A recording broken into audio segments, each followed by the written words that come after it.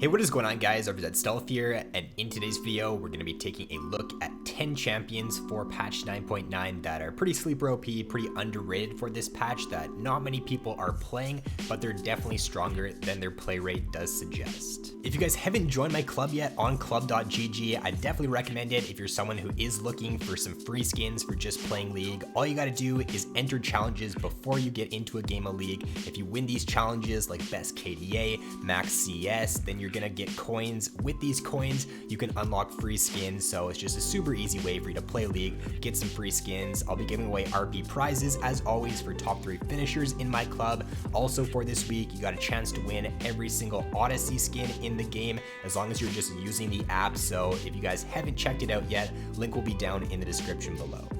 So to start off here, a jungle pick for this patch, Volibear, really underrated for 9.9. He got directly buffed in this patch. His W got buffed to where he can now gain 15% extra attack speed if he does get 3 stacks of his W, which means a few different things for Volibear. It means his clear speed is a lot faster for this patch. It also means his dueling potential is much better in the early game. So I think if you're looking for a good tank jungler for 9.9, especially in the lower elos, Volibear is a great pick for this patch. Indirect buffs in this patch with resolve buffs also do help out Volibear, and then because level 2 fights aren't as much of a thing anymore in 9.9, also helps out Volibear quite a bit, because if you can get your level 3 and then duel on Volibear, he's just much stronger, and you're going to be able to surprise a lot of players in this patch with those W buffs as to how strong his dueling potential is for this patch. And then a top lane pick for this patch, Allowi there with the Kleptomancy, does very well into any tank matchup pretty much. More tank coming back in the top lane in the past few patches does help out Allowi quite a bit. She also does tend to fare quite well compared to a lot of the other top laners against some of the most picked bruiser champions for this patch. So things like Riven, Aurelia, Renekton, any of these champions that need to dive right on top of you in order for them to win trades and deal damage, Allowi can do pretty well into. As long as you save your E with Allowi until those champions try to dive on you, then you're gonna do fine in those matchups, especially once you do hit level 6. If those champions try to dive onto you, you get your E ult on top of them, then they're not really gonna be able to do too much against you in the matchup. So if you can play a good Allowi right now, I do think she's a very good top laner for this patch. Another top lane pick. Now, top lane and the jungle are the 2 roles that have kind of changed the most over the past few patches, so you are going to see a lot more top laners in this video for this patch. So another one here is going to be Shen. Shen has received quite a few direct buffs over the past few patches, and even though alone, the buffs haven't really seemed too big, and they don't really seem like they would really affect the champion, but when you add all of the buffs up, they've slowly started to make Shen a better pick in the top lane, and he's actually a very solid, I'd say A, maybe even like creeping into S tier for 9.9, but definitely a very solid A tier pick for this patch. With the buff Shen has received recently, he actually does have a lot more carry potential in the top lane. He does pretty well, similar to Allowi, against a lot of the most picked bruiser top laners, so he can fare well against the Riven, the Renekton, pretty good into Jax as well, and does extremely well into the Aurelia. So if you're looking for a pretty solid carry top laner who can also influence the map for this patch, then Shen is going to be a great pickup for 9.9. Now, a mid lane pick for this patch, Diana. I think Diana is in the best spot she's been in at least the past couple of months now, maybe even the past year. Scuttlecrab meta just never really favored Diana because she's not a mid lane champion that can really get early priority. She's not a mid lane champion that has a very good skirmish in the early game. You really want to get to that level 6 on Diana, and then once you hit that point, your skirmish potential basically doubles, maybe even triples once you hit level 6. So because the pace of the game slows down a bit in this patch, it really does favor Diana for 9.9.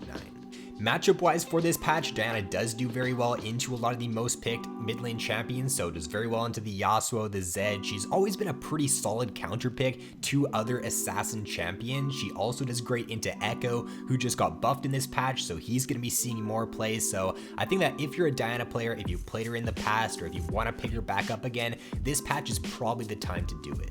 So a top lane pick for this patch that does get a lot stronger is Tahm Kench. So Tahm Kench got a lot of different buffs in this patch that help him out for the top lane, more so than they do help him out for support. support, got a really good buff to his Q to where the sticking power on that ability, once you max it out, is really good for this patch. They increase the slow duration. They also decrease the cooldown once you max it out. They also changed his E to where you're gonna have more sustain now in the laning phase, so it makes your ability to poke out Tahm Kench in the laning phase or beat him in short trades a lot harder, because he's just gonna regen that HP after he does go in for a trade. So I think Tahm Kench, really good lane bully top laner for this patch, and he does have a very good early to mid game, so definitely a very underplayed top lane pick. You're gonna surprise your opponent a lot of the time as to what you're able to do in the early game, and because he's not played very much, I do think you can have a lot of success with him in this patch.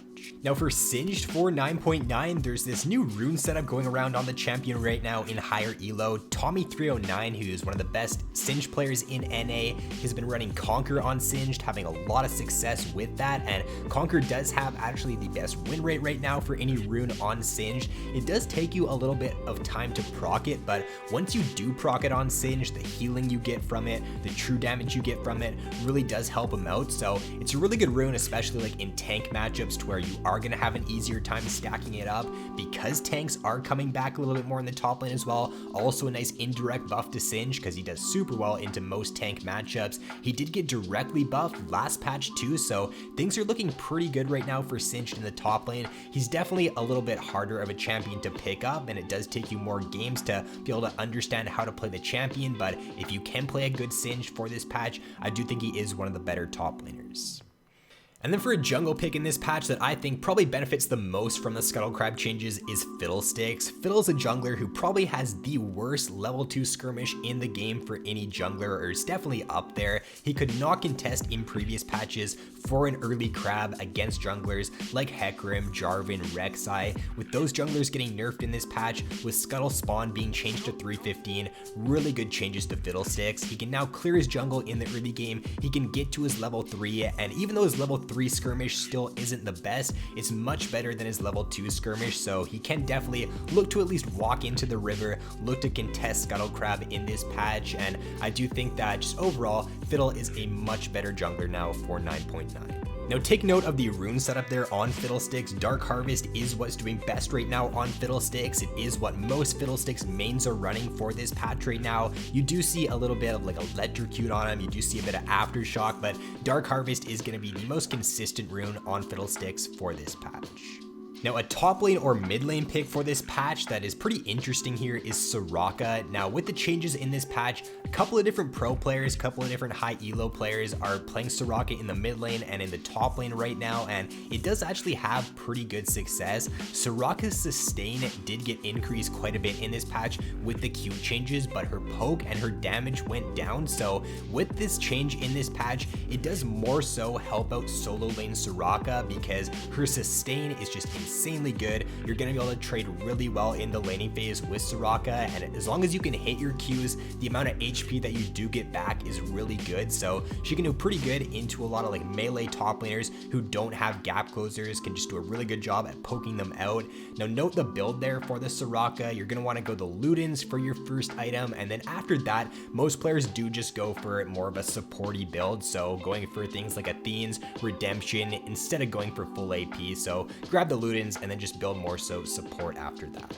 Now, one AD carry pick for this patch that is definitely flying under the radar is Twitch. Twitch's matchups down in the bot lane right now are very favorable for him. We got Kai'Sa, Vayne, and Ezreal being played the most for 9.9, and those are pretty easy lane matchups for Twitch. As long as you can get past your early stage with Twitch, if you can hit your mid to late game, then you're gonna be able to solo carry games on the champion. He does still have one of the best, if not the best, late games for any AD carry. The fact that you can just pop out a stealth and pretty much one-shot a full enemy team with your ultimate makes him an extremely deadly pick if you can reach that point in the game. So because it's much easier for him to do that right now, because we're not seeing, like, even though Draven's a pretty good pick right now, not seeing a lot of them being played, we're also not seeing as much Lucian as we were in previous patches, so these lane bully AD carries not being played as much right now. Also, we are seeing more supporty supports being played, so these heal shield supports really do help out Twitch as well down in the bot lane.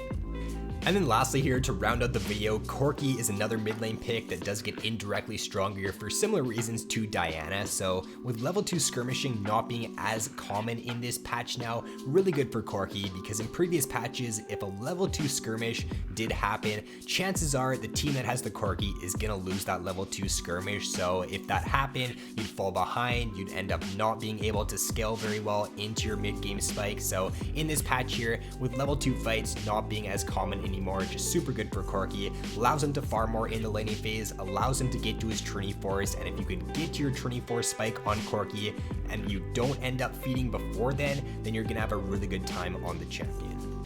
So that is going to be all for this video, guys. If you did enjoy, then be sure to drop a like and subscribe if you have yet to already. So thanks for watching, have an awesome day, and I'll see you in my next video.